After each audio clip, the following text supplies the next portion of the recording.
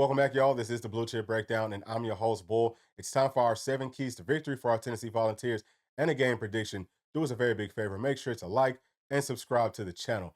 Normally on Wednesday nights, we do the midweek chat, but we're not going to be doing that this week. We also might not be live streaming on Saturday morning or even maybe post game Saturday night because my brother P, who is always on this channel, is officially getting married. So we have a lot of things going on behind the scenes that we will have to tend to. But, we will keep you posted as far as Saturday goes. But y'all, please do make sure that you are liking and subscribing to the channel. That helps us out tremendously. Let's go ahead and jump into the video. All right, y'all. Now it's time for my 7 keys to victory for our Tennessee Volunteers this weekend versus Kentucky. Number one is going to be to have a clean first drive. And we all know what I'm talking about here.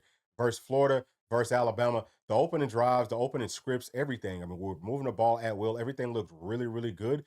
But we had some turnovers, and that just kind of killed the entire first half.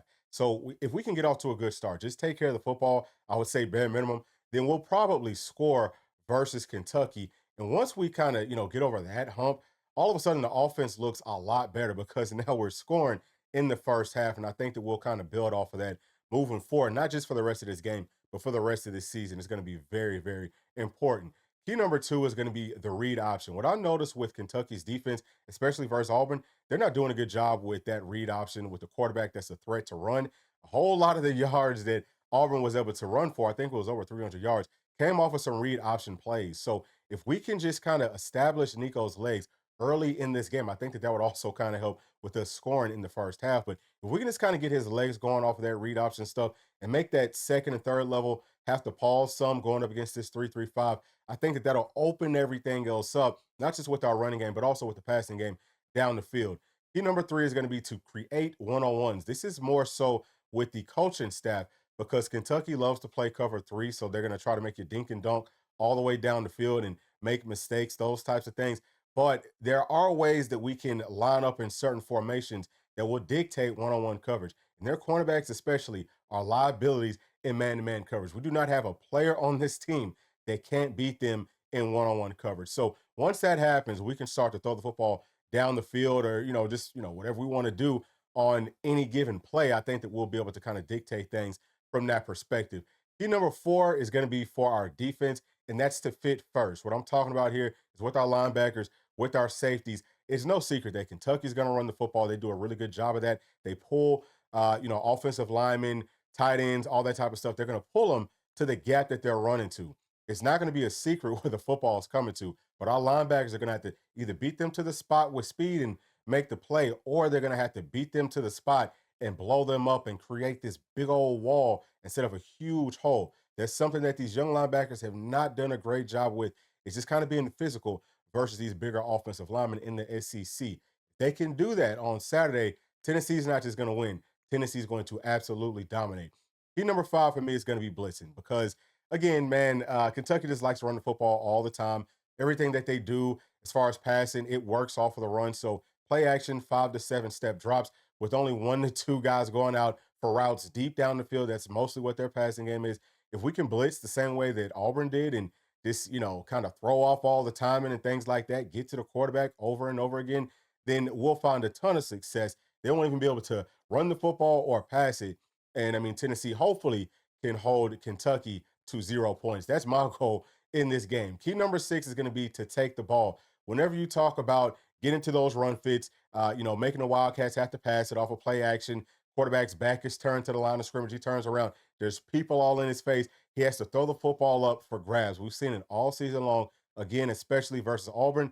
Our secondary pieces, our linebackers will have opportunities to make some turnovers, to get some interceptions, but it's not just off of that.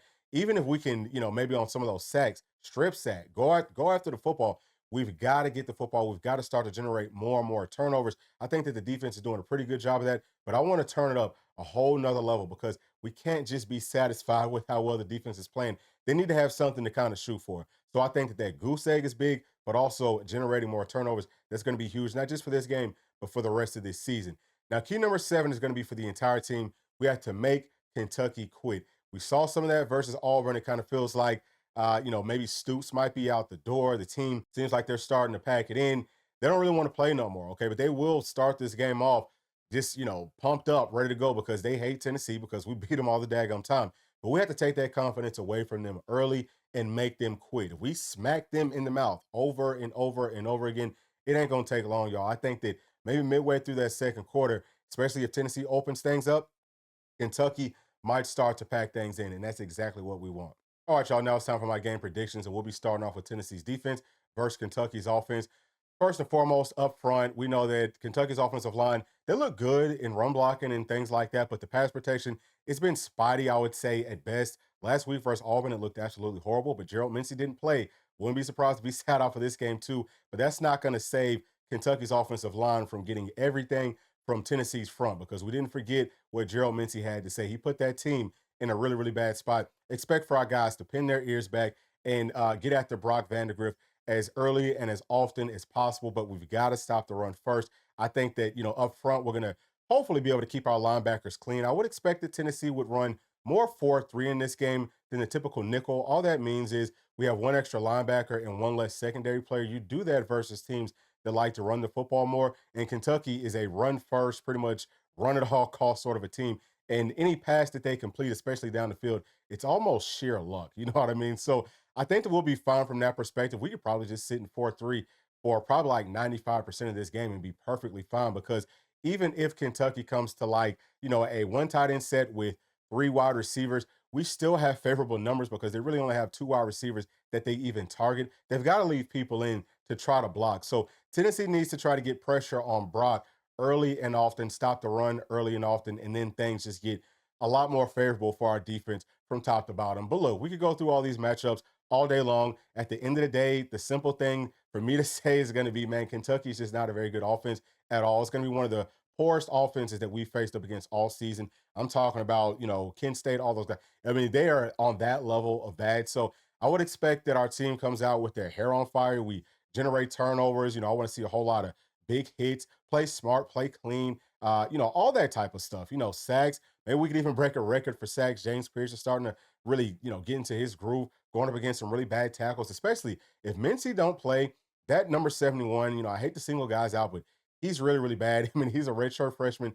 He's just not ready for this level of defensive line. So I think that our defense's goal, like I touched on earlier, should be to hang up that goose egg and try to get, I'm gonna say 3 turnovers. You know what I'm saying? Like, let's just shoot big. Let's have something to strive for in this game. Now let's switch it over and talk about Tennessee's offense versus Kentucky's defense.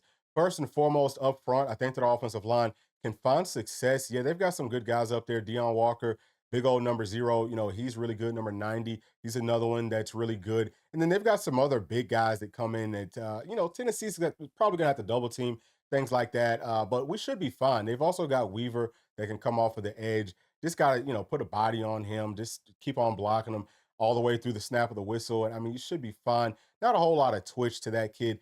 And really, there's not a whole lot of pass rushing threats for Kentucky. I think that we'll be fine there. Every now and then in certain situations, yeah, maybe keep a tight end or a running back in there to block.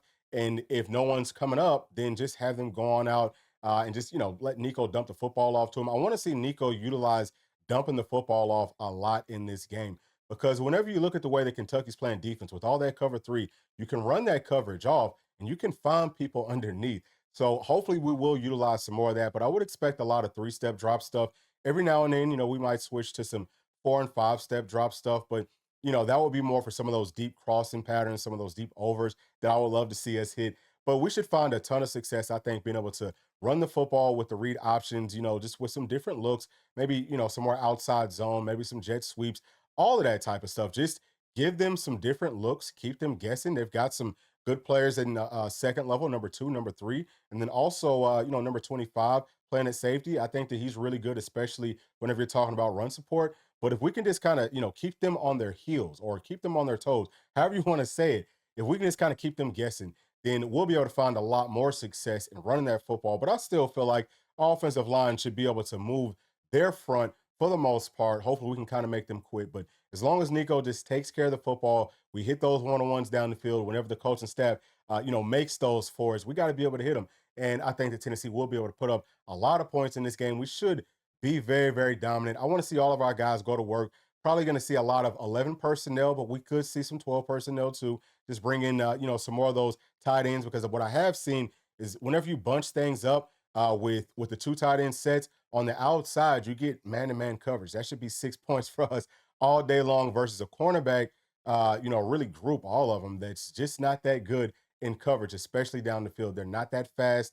They're not the best athletes in the world. So I think that we'll be fine from all those perspectives. I just think whatever Tennessee wants to do, we might have to set some of the stuff up to be able to really get it done how we want to, but we should be able to do all of that. This is a team that Tennessee should be able to make quit in the first half and absolutely run away with this ball game. So I am expecting for Tennessee to win this game and to do it in a very, very dominant fashion. But please tell me what you think down in the comment section. And as always, please make sure to like, subscribe, hit that notification bell, share with your friends, family, and other volunteer fans. We'll see y'all on the next one. Thanks. Peace.